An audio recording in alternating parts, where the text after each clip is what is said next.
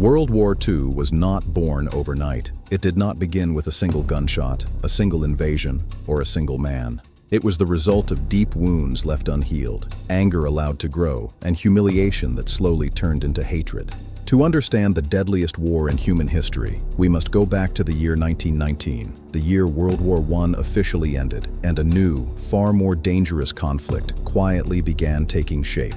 In 1919, the victorious Allied powers gathered to draft a peace agreement meant to end all future wars. Instead, they created what many historians would later call the most destructive peace treaty ever signed, the Treaty of Versailles. At its heart was Article 231, the infamous War Guilt Clause. This clause placed the entire blame for World War I on Germany, regardless of the complex web of alliances and actions that had actually caused the war. Germany was not just defeated militarily, it was publicly humiliated. The treaty demanded that Germany accept moral responsibility for the deaths, destruction, and economic losses of the entire war. On top of that humiliation came punishment. Germany was ordered to pay $33 billion in reparations, a figure so massive that adjusted for today, it equals around $270 billion. It was an economic death sentence disguised as peace. This money did not come from governments or foreign reserves. It came from ordinary German citizens, workers, shopkeepers, teachers, families. Everyone paid the price. When Germany made its first payment in 1921, the fragile economy collapsed almost immediately. What followed was hyperinflation, one of the worst economic disasters in modern history. The German currency, the mark, became nearly worthless. In 1922, a loaf of bread in Berlin cost 160 marks. 1 year later, in 1923, the same loaf cost 200 billion marks. People carried money in wheelbarrows. Children used banknotes as toys. Life savings became useless paper overnight. Jobs vanished. Businesses collapsed. Dignity disappeared. Unemployment exploded. Families were pushed into poverty. Veterans returned from war only to find hunger instead of honor. Germany was not just economically broken, it was emotionally shattered. And history shows us something dangerous. When people are desperate, they look for someone to blame. This is where Adolf Hitler enters the story. In the early 1920s, Hitler was not yet a dictator. He was a struggling politician with one powerful weapon: his voice. He understood anger, he understood fear, and most importantly, he understood how to redirect both toward an enemy. In 1923, Hitler and his Nazi party attempted to overthrow the German government in what later became known as the Beer Hall Putsch. The coup failed. Hitler was arrested. But something unexpected happened. Instead of destroying his career, the trial turned him into a national figure. Newspapers covered his speeches. His ideas spread. His name became known across Germany. Hitler claimed Germany had not lost World War I on the battlefield, but had been betrayed from within. He accused Jews, socialists, and so-called anti-national elements of weakening the nation. These lies found fertile ground among people already drowning in humiliation and poverty. Propaganda did the rest. Over the next decade, Nazi messaging flooded Germany. Media outlets were influenced. Hate speeches became normalized. Fear was weaponized. A powerful myth was created that Germany could rise again, but only by removing its internal enemies. This was not just politics anymore. It was psychological conditioning on a national scale. Then, in 1929, the world economy collapsed. The Great Depression hit Germany harder than almost any other nation. By 1933, more than 6 million Germans were unemployed. Entire families were homeless. Children starved in the streets. Hope became a luxury few could afford. In this chaos, Hitler presented himself as the answer. Order instead of disorder. Pride instead of humiliation. Strength instead of weakness. In 1933, he was appointed chancellor, and within months, he dismantled democracy itself. Opposition parties were crushed. Civil liberties vanished. Adolf Hitler declared himself dictator of Germany. With total power secured, Hitler moved quickly. His vision was clear: a new German Reich, racially pure, dominated by what he called the Aryan race. Jews and Slavic people, in his ideology, had no place in this future. To justify expansion and violence, he introduced the concept of Lebensraum, living space, arguing that Germans had the right to conquer land for survival.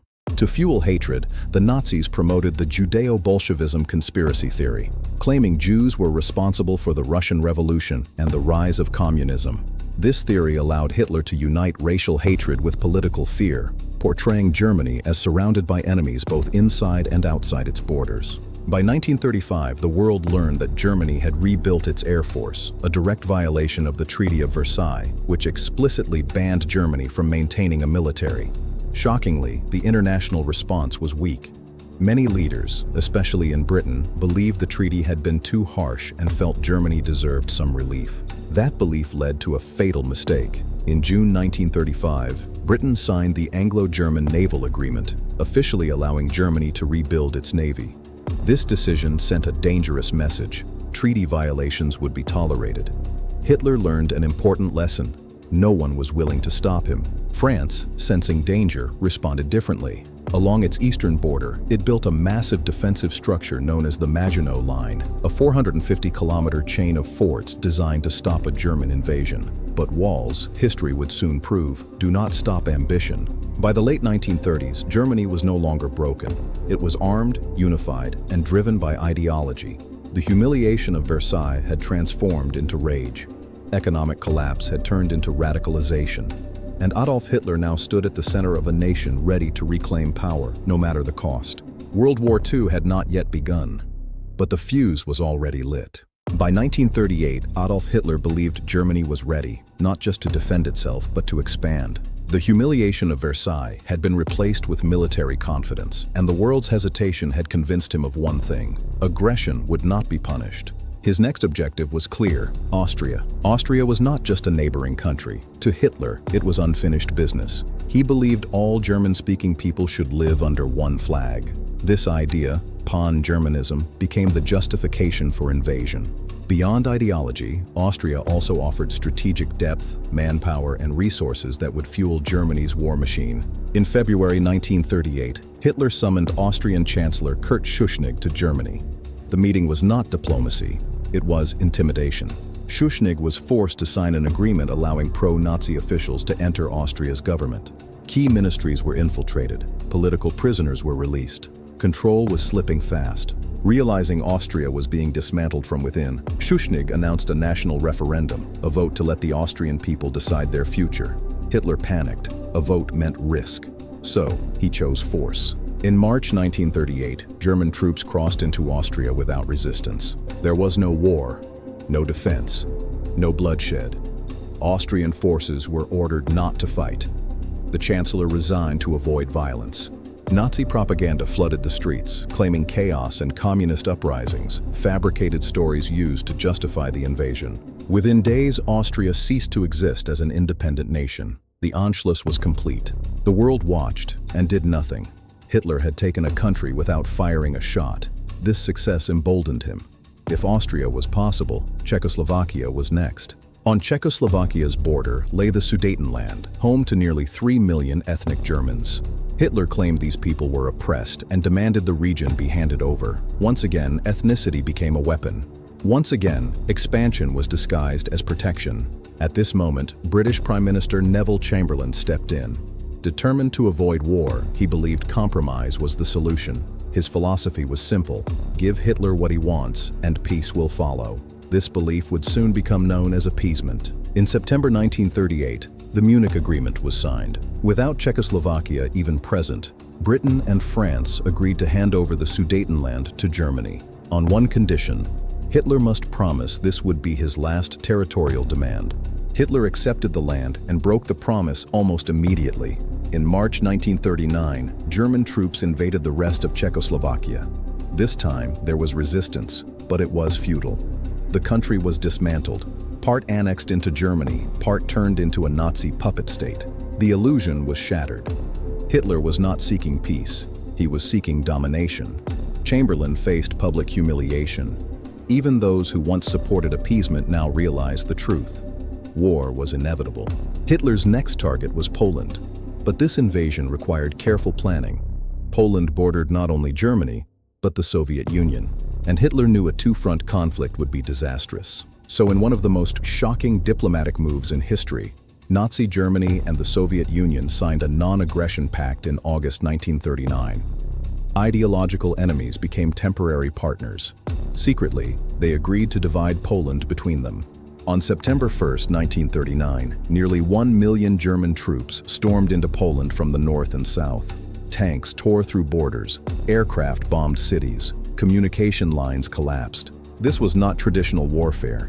It was something new. The strategy was called Blitzkrieg, lightning war. Speed over numbers, shock over attrition. Tanks moved faster than enemy command could respond. Aircraft destroyed infrastructure before defenses could form. Wars that once took years were now won in days. Poland never stood a chance. Its army was brave but outdated. Many units still relied on horses. Britain and France declared war on Germany, but provided no immediate military support. Within a week, Polish resistance collapsed. Then, from the east, the Soviet Union invaded. Poland was crushed between two superpowers. The country was erased from the map, split in half by two regimes that despised each other, but agreed on conquest. Blitzkrieg's success stunned the world. German soldiers fought non-stop, fueled by Pervitin, a methamphetamine issued to keep them awake, fearless and relentless. Fatigue vanished, pain dulled. Wars ended before enemies could even organize defense. By late 1939, Germany had proven something terrifying. Modern war could be fast, brutal, and unstoppable. Europe had underestimated Hitler, and now it was paying the price. But despite declarations of war, something strange followed. No major fighting occurred in Western Europe. Armies waited. Guns were silent. History would later name this uneasy pause the Phony War. It would not last long. After Poland collapsed, Europe entered a strange and deceptive calm. Britain and France had declared war on Germany, yet no major battles followed. Soldiers waited behind fortifications. Civilians listened to radios in fear. Newspapers spoke of war, but the front lines were silent. This uneasy pause became known as the Phony War. The silence was misleading. Hitler was not idle. While the Allies waited defensively, Germany prepared offensively.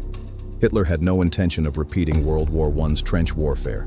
His strategy demanded speed, surprise, and total dominance, and his next targets were far from obvious. Germany's war machine depended heavily on iron ore imported from Sweden. During winter, this vital resource passed through Norway's ports. If Britain cut this route, Germany's industry would suffer. Hitler understood this vulnerability and decided to eliminate it preemptively. In April 1940, German forces launched a sudden blitzkrieg against Denmark and Norway. Denmark fell within hours. Norway resisted longer, but German paratroopers, naval landings, and air superiority overwhelmed defenses. The Norwegian government fled to London, forming a government in exile. Germany now controlled the Norwegian coastline. This gave Hitler naval bases, Atlantic access, and protection for his supply routes.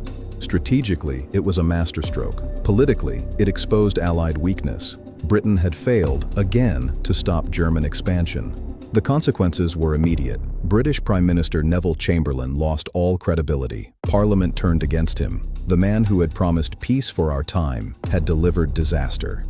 On May 10, 1940, Chamberlain resigned. That same day, Winston Churchill became Prime Minister, and history changed course. Unlike his predecessor, Churchill understood Hitler. He did not believe in compromise. He believed only in resistance. And on the very day Churchill took office, Hitler launched his most ambitious attack yet.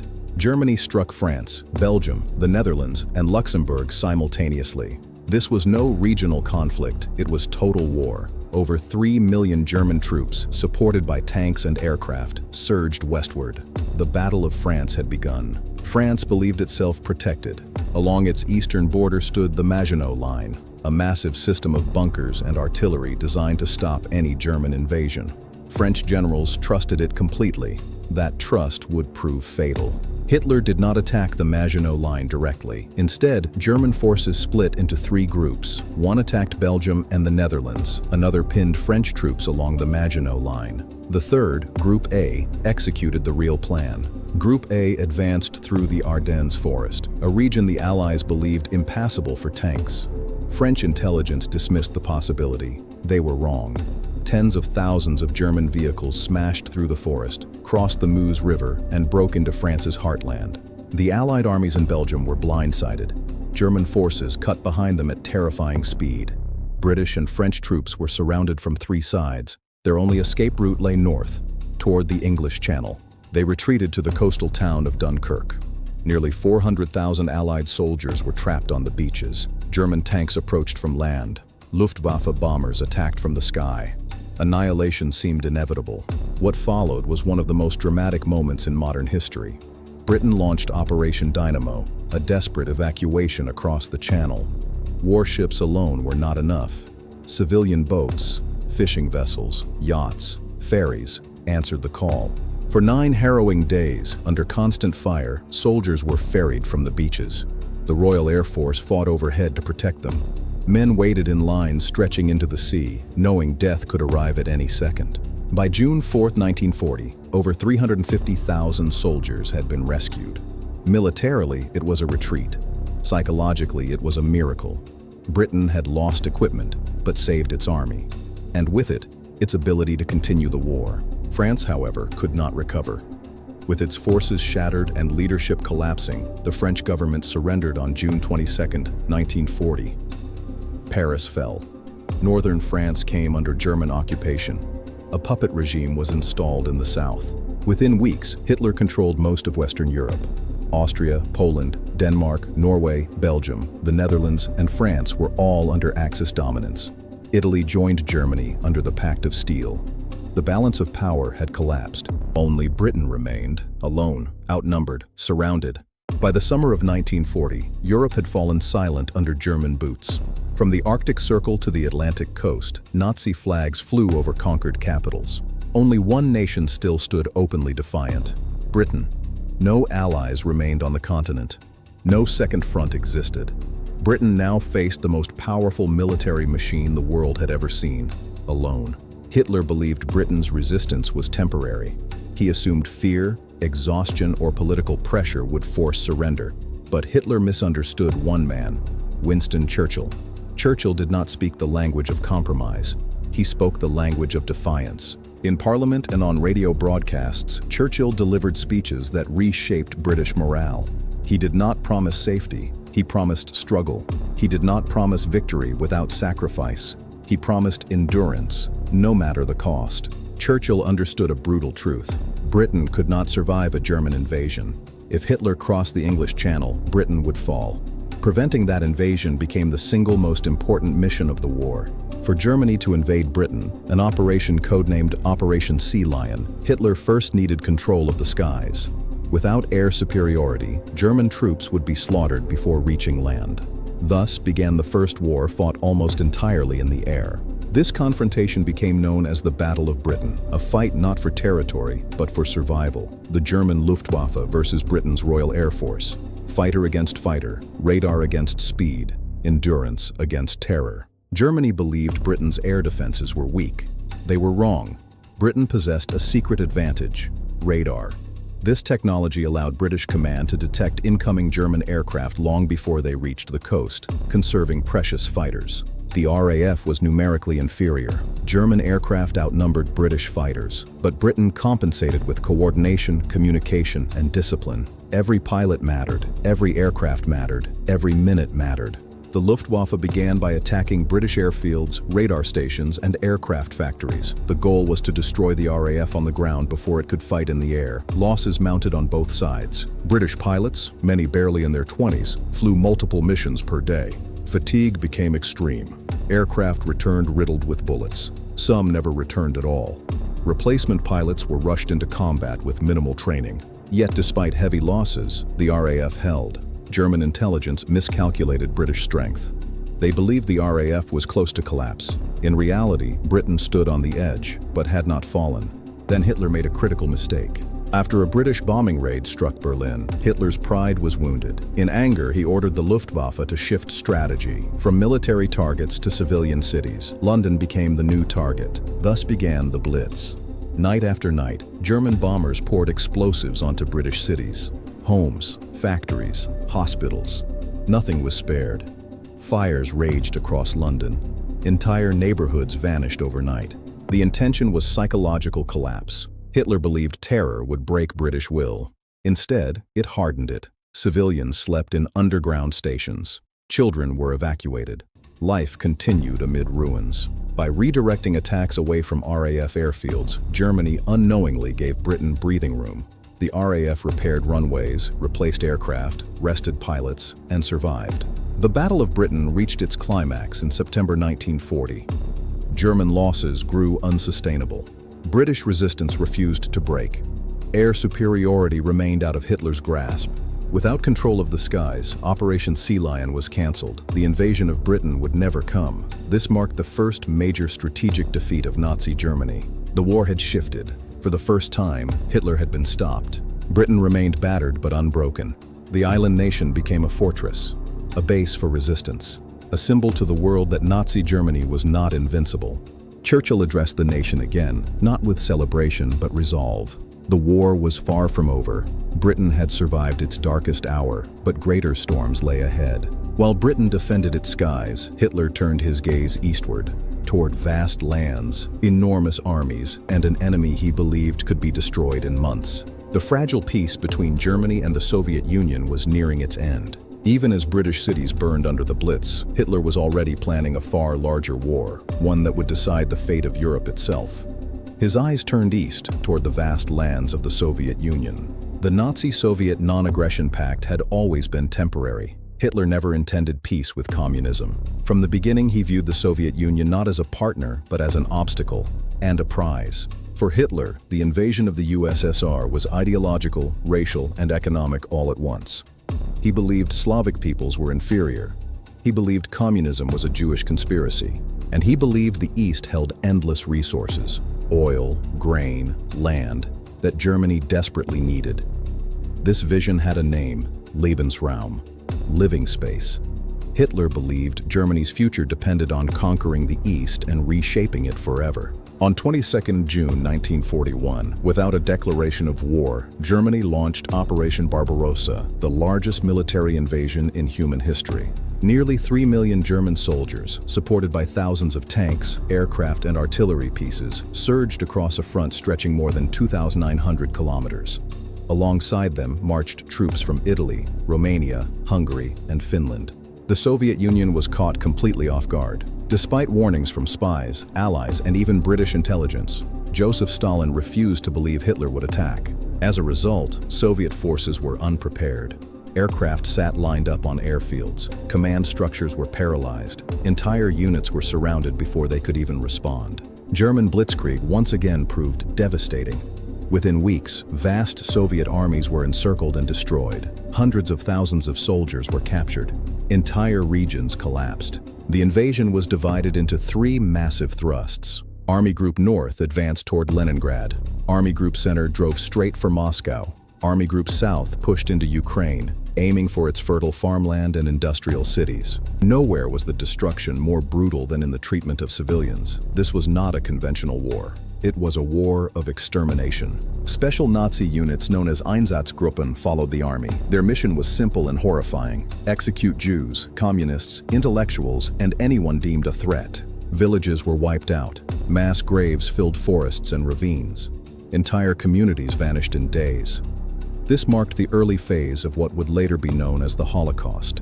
Despite catastrophic losses, the Soviet Union did not collapse. Instead, it absorbed the blow and prepared to strike back. Stalin ordered a scorched earth policy.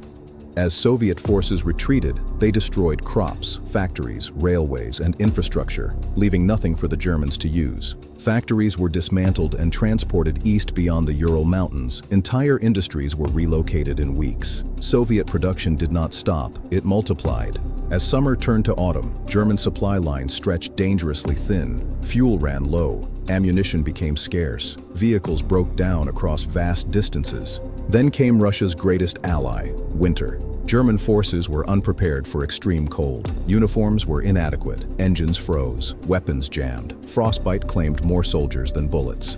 Meanwhile, Soviet troops, trained and equipped for winter warfare, counterattacked with ferocity. By December 1941, German forces reached the outskirts of Moscow. The city stood within sight, but victory slipped away. Fresh Soviet divisions, transferred from Siberia, launched a massive counteroffensive. German troops were pushed back for the first time. Operation Barbarossa had failed. The Soviet Union had not collapsed. The quick victory Hitler expected had turned into a war of attrition. One Germany was not prepared to fight.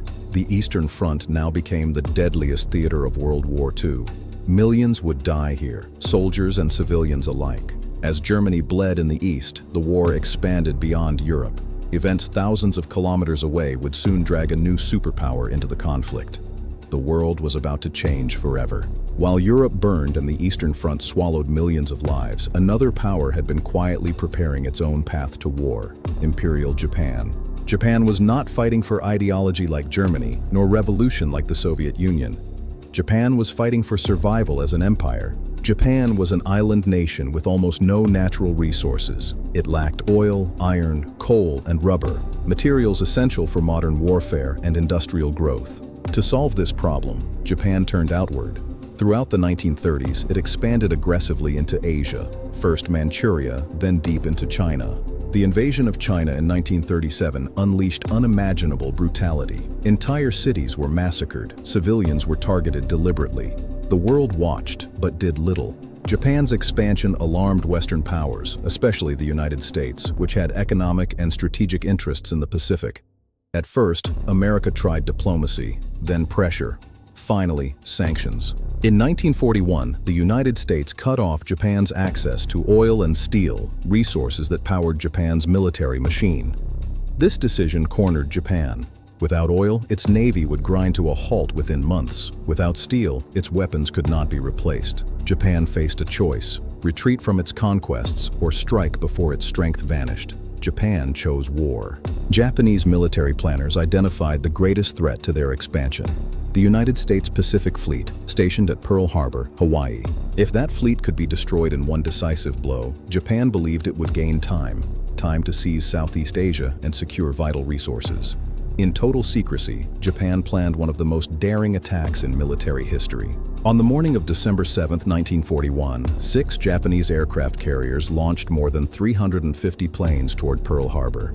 At 7:48 a.m., the first bombs fell. American sailors were caught completely off guard.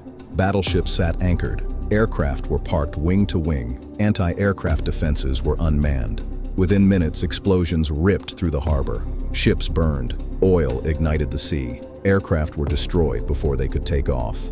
The attack lasted less than 2 hours, but its impact was permanent. Over 2,400 Americans were killed. 8 battleships were damaged or sunk. Hundreds of aircraft were destroyed. But Japan failed to hit its most important targets: American aircraft carriers, which were out at sea. The next day, December 8, 1941, U.S. President Franklin D. Roosevelt addressed Congress. He called it a date which will live in infamy. The United States declared war on Japan. Within days, Germany and Italy declared war on the United States. World War II was no longer a regional conflict. It was now a truly global war. Japan moved fast. In a stunning series of attacks, it swept across Hong Kong, Malaya, Singapore, the Philippines, Indonesia, and Burma. European colonial powers collapsed almost overnight. British and Dutch forces surrendered in humiliating defeats. Singapore, once considered an impregnable fortress, fell in just weeks. Tens of thousands of Allied troops were captured. Japan now controlled a massive empire stretching across the Pacific and Southeast Asia, rich in oil, rubber, and minerals. But Japan had made a fatal mistake. It had awakened an industrial giant. The United States began mobilizing on a scale never seen before. Factories retooled overnight. Shipyards worked around the clock. Entire cities became production centers. America would not fight cautiously, it would fight to the finish. In Europe, this new alliance reshaped the war. Britain was no longer alone. The Soviet Union was no longer isolated. The Grand Alliance, the United States, the Soviet Union, and Britain had formed. Yet despite this alliance, victory was far from certain. Germany still dominated much of Europe. Japan ruled the Pacific. The Axis powers appeared unstoppable. But beneath the surface, the tide was beginning to turn. By 1942, the Axis powers stood at the height of their dominance. Germany controlled most of Europe. Japan ruled vast stretches of the Pacific. The world looked unrecognizable. But history does not turn in a single moment. It bends under pressure. That pressure began to crack the Axis from 3 directions: Eastern Europe, North Africa, and the Pacific Ocean. The first and most brutal fracture occurred on the Eastern Front, inside the Soviet Union. Hitler believed the Soviet Union was weak. He believed one final push would collapse it. In the summer of 1942, German forces drove south toward the city of Stalingrad, a vital industrial hub on the Volga River. Stalingrad was more than a city. It was a symbol, bearing the name of Stalin himself. Hitler ordered it captured at all costs. What followed was the deadliest battle in human history. German bombers turned Stalingrad into rubble. Entire neighborhoods were erased. Civilians were trapped beneath ruins. But the destruction favored the defenders. Urban warfare eliminated Germany's advantage in tanks and mobility. Fighting became hand-to-hand, room by room, floor by floor. The Soviets adopted a brutal strategy, not one step back. They clung to factories, stairwells, and basements. Snipers hunted relentlessly. Supply lines froze. Winter arrived early and mercilessly. German soldiers lacked winter clothing, fuel froze, weapons jammed, morale collapsed. Then came the Soviet counterattack. In November 1942, Red Army forces encircled the entire German Sixth Army. Hitler forbade retreat. Starvation followed. Frostbite spread. Ammunition vanished. In February 1943, what remained of the German army surrendered. Over 300,000 Axis soldiers were killed, wounded, or captured. Stalingrad shattered the myth of German invincibility. From this point forward, Germany would only retreat on the Eastern Front. While Germany bled in the east, another turning point unfolded in North Africa. Control of North Africa meant control of the Mediterranean and access to Middle Eastern oil. German forces under Erwin Rommel, the Desert Fox, had pushed British troops back repeatedly. But by late 1942, Allied reinforcements and supplies had arrived. At El Alamein, British forces under Bernard Montgomery launched a decisive offensive. The desert became a battlefield of attrition, artillery barrages, minefields, and relentless pressure. Rommel's supply lines collapsed. The Axis forces were pushed westward, then completely expelled from Africa. North Africa was secured. The Mediterranean was reopened. The road into southern Europe was now open. Meanwhile, halfway across the world, another decisive battle reshaped the Pacific War. After Pearl Harbor, Japan had won victory after victory. But in June 1942, Japanese and American fleets converged near a tiny island called Midway. Unknown to Japan, American codebreakers had deciphered Japanese naval plans. The U.S. Navy prepared an ambush. The battle was decided in minutes. American dive bombers caught Japanese aircraft carriers with decks full of fueled planes. 4 Japanese carriers were destroyed. Japan lost the core of its experienced naval aviation. Midway marked the end of Japanese expansion. From that moment on, Japan would fight a defensive war. By 1943, the Axis powers were still dangerous, but they were no longer unstoppable. The Allies now faced a new question. How do you finish a war that spans the entire world? The answer would come from the beaches of Western Europe. By 1944, the balance of the war had shifted irreversibly. The Axis powers were still fighting, but now they were fighting to survive. Germany was being crushed from the east by the Soviet Union and from the south by Allied forces advancing through Italy. What remained was Hitler's Fortress Europe. To end the war in Europe, the Allies needed to strike directly at the heart of Nazi control in Western Europe. That strike would come from the sea. For months, the Allies secretly prepared the largest amphibious invasion in human history. It was called Operation Overlord. Its objective was simple, but terrifying in scale: land an entire army on the coast of Nazi-occupied France. The chosen location was Normandy. To deceive Germany, the Allies launched an enormous misinformation campaign: fake radio signals, inflatable tanks, and phantom armies. Hitler believed the invasion would come at Pas-de-Calais, not Normandy. That mistake would cost him the war. Before dawn on June 6, 1944, thousands of aircraft filled the sky. Paratroopers were dropped deep behind enemy lines to disrupt communications and seize key bridges. Then the Armada arrived. More than 150,000 Allied soldiers stormed 5 beaches: Utah, Omaha, Gold, Juno, and Sword. German defenses were brutal. Machine guns tore through landing craft. Artillery shattered the shoreline. Nowhere was the fighting more intense than Omaha Beach. Entire units were pinned down, casualties mounted rapidly, but retreat was impossible. Small groups of soldiers pushed forward through sheer will, clearing bunkers one by one. By nightfall, the Allies had secured a foothold. D-Day was not a victory, it was survival. But survival was enough. Over the following weeks, millions of troops and supplies poured into France. Paris was liberated in August 1944. Germany now faced an unstoppable advance from the West. In desperation, Hitler launched one final counteroffensive. In December 1944, German forces struck through the Ardennes forest, the Battle of the Bulge. For a moment, the front line buckled, but fuel shortages, Allied air power, and fierce resistance halted the attack. Germany had spent its last reserves. Meanwhile, the Soviet Red Army surged westward. Entire German divisions were annihilated. By April 1945, Soviet troops encircled Berlin. The city was reduced to ruins. Street-by-street fighting consumed what remained of the German capital. Hitler retreated into his underground bunker.